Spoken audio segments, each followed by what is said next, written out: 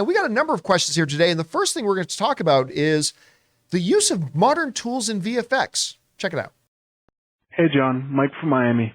With Celebration on the back burner, there's this new Kenobi fan edit floating around by a guy named Pixel Joker 95. Apparently, he's an industry VFX artist who worked on Andor and House of the Dragon. Have you had a chance to check out his trailers? And with industry-level tech becoming readily available to the masses, do you think this is a good sign for the future of independent filmmaking, not having to rely on paying tons of money to VFX houses? Thanks.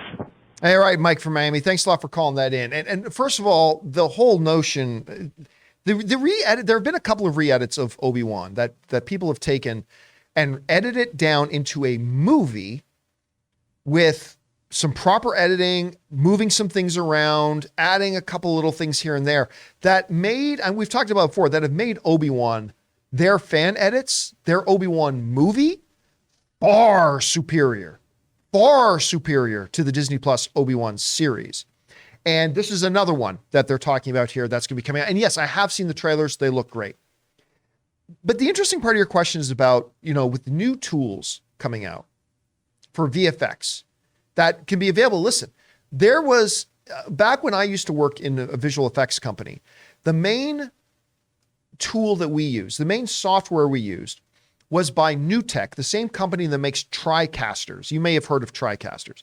But NewTek also made a piece of CGI visual effects 3D animation software called Lightwave. And we used to use that. And I can't even remember how much we had to pay for that. But like Lightwave, I think today you can get a license for it for $1,000. Like literally a software that people use, that we used to do visual effects in Sin City and other actual feature films and movies that you would go to, right? You can get that for $1,000. I think Maya is another big dominant thing. I think Maya is still around. And then there's a software a lot of people use called Blender.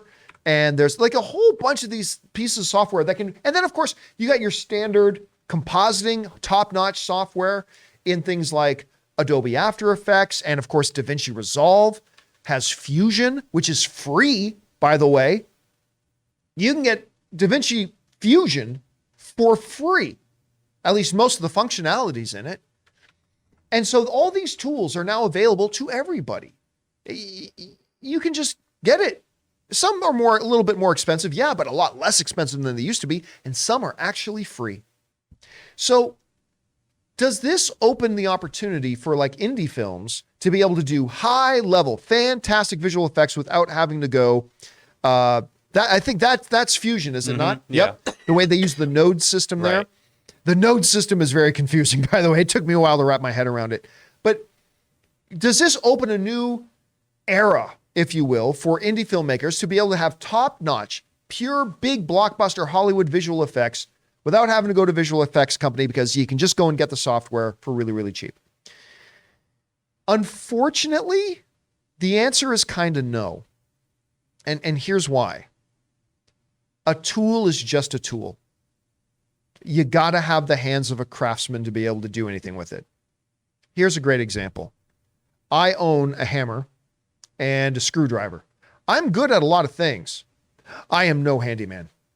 But John, you have the tools. You can go and fix that wall because you have all the tools. You have the screwdrivers, you have the levels, you have the hammers. I don't know what the hell these things are called. You have all these, you can go fix it. I'm like, nope, it doesn't matter that I have the tools. I do not have the skills to go and fix that wall. Let's look at it from the terms of music. You know how long GarageBand has been made available? You can make a broadcast industry standard sounding album if you want using GarageBand. And of course, there's other stuff like Logic and a lot of other high level music production stuff, but it's all really super cheap now. Some of it free. If you wanted to make a industry sounding album, you have the tools to do it. So why don't everybody you know have a number one hit song? Because having the tool is just having the tool. You got to have the skill. You got to have the talent. You got to have the ability to use that tool to do something magical with it.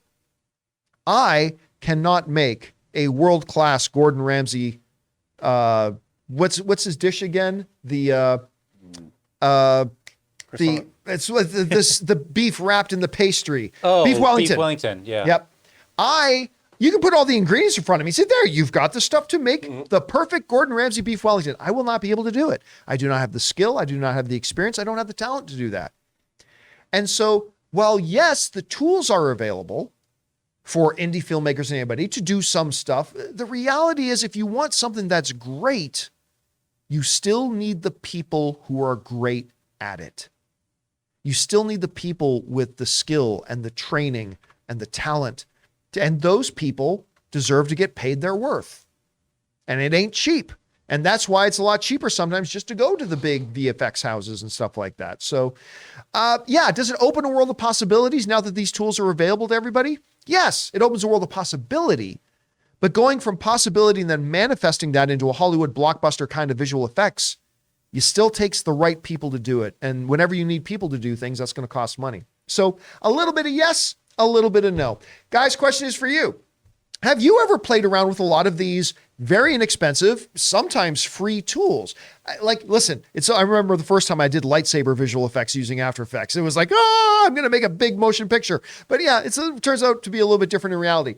What do you guys think about all that? Whatever you guys think, jump down to the comment section below and let us know your thoughts. We want to thank a sponsor of this video, Mint Mobile. From the gas pump to the grocery store, your utility bills and favorite streaming services, inflation is everywhere. Seriously, make it stop. Thankfully, there's one company out there that's giving you a much needed break. It's Mint Mobile. As the first company to sell premium wireless service online only, Mint Mobile lets you order from home and save a ton with phone plans starting at just $15 a month. You guys know that ever since I switched to Mint Mobile, I've been saving almost 70% a month over my old phone plan. For people looking for extra savings this year, Mint Mobile offers premium wireless for just $15 a month. By going online only and eliminating the traditional cost of retail, Mint Mobile passes the significant savings on to you. All of their plans come with unlimited talk and text plus high-speed data delivered on the nation's largest 5G network. Use your own phone with any Mint Mobile plan and keep your same phone number along with all your existing contacts. Switch to Mint Mobile and get premium wireless service starting at just $15 a month. To get your new wireless plan for just $15 a month and get the plan shipped to your door for free, go to mintmobile.com/Campea. That's mintmobile.com/Campea. Cut your wireless bill to $15 a month at mintmobile.com/Campea.